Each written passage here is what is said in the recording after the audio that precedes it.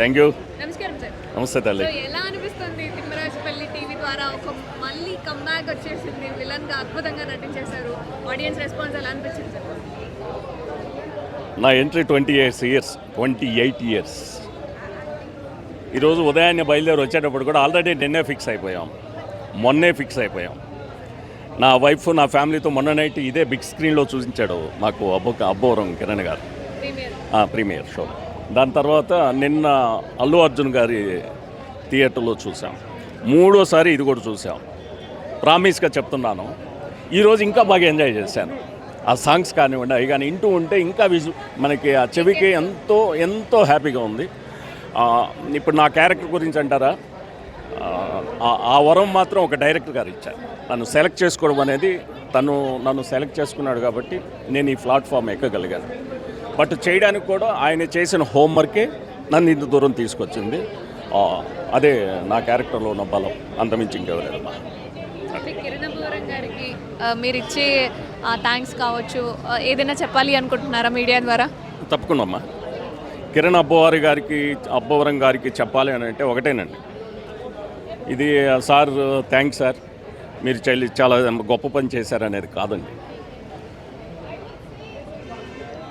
Telugu cinema media, Kannada cinema media, Tamil cinema media అంతా మన తెలుగు వైపు చూసేటట్టు ఈ సినిమా చూపించారండి. ఎందుకంటే మనం ఓటీటీలో అదర్ లాంగ్వేజెస్ అన్నీ మనకి వచ్చి చూసినప్పుడు భలే ఉందే ఈ కన్నడ సినిమా అని అనుకుంటూ ఉంటాం.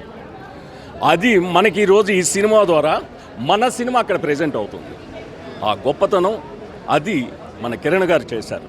ఎందుకంటేనండి దగ్గర 300 థియేటర్స్ మన తెలుగు రాష్ట్రాల్లో రిలీజ్ అయ్యాయి. అమెరికాలో నాకు తెలిసి 50 ఉన్నా 100 ఉన్నాయో తెలియదు, కానీ మార్నింగే రివ్యూస్ వచ్చాయి. Highest reviews. ఇది ఎవరన్నా అనలైజ్ చేయగలరా? ఇంత కొత్త ఆర్టిస్టులను పెట్టుకొని ఇంత డబ్బు ఖర్చు పెట్టి దీని మీద ఎంత దూరం వెళ్ళారు. అదే ఆయన ధైర్యం, అదే ఆయన పట్టుదల, ఆ నమ్మకమే ఆ కిరణ్ గారికి మోటివేట్ అయ్యింది.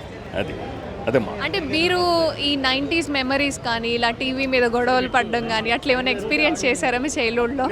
నేను అవన్నీ అనిపించానమ్మా. నేను కొన్ని ట్రైలర్ లాంచ్ అప్పుడు కానివ్వండి, అప్పుడు కూడా చెప్పాను కూడా. నేను 86, 90లో నేను అప్పటికి 10 ఇయర్స్ ఉంటాయి. మా అమ్మ పక్కింటికి మజ్జిగ పంపేది. అప్పుడే టీవీ వచ్చింది. అక్కడికి వెళ్ళి నేను ఆ టీవీ చూస్తుంటే ఇది ఇంకా రాలేదండి అని చెప్పి చూస్తే నేను ఆడ కూర్చొని ఉండేవాడిని. ఈ అనుభవాలన్నీ నా దగ్గర చాలా ఉన్నాయి. ఇప్పుడు మీరు ఆడ కొత్త లోకానికి వెళ్ళిపోయారు కదా, అలాగే నా దగ్గర చాలా ఉన్నాయి. నా అనుభవంతో చేసిన క్యారెక్టర్ అదే. ఒక యుగో ఎలా ఉంటుంది, ఒక టీవీ గురించి వాడు ఎవడో తెచ్చాడని ఈడికొచ్చే యుగో ఆ గ్రామంలో ఆ పెద్దకి అలా రావడం అనేది అది చిన్న సిల్లీ పాయింటే. చూసేవాళ్ళకి ఇదేంటి టీవీ గురించి ఇంత కథ జరిగిందా అనేది గొప్ప విషయం.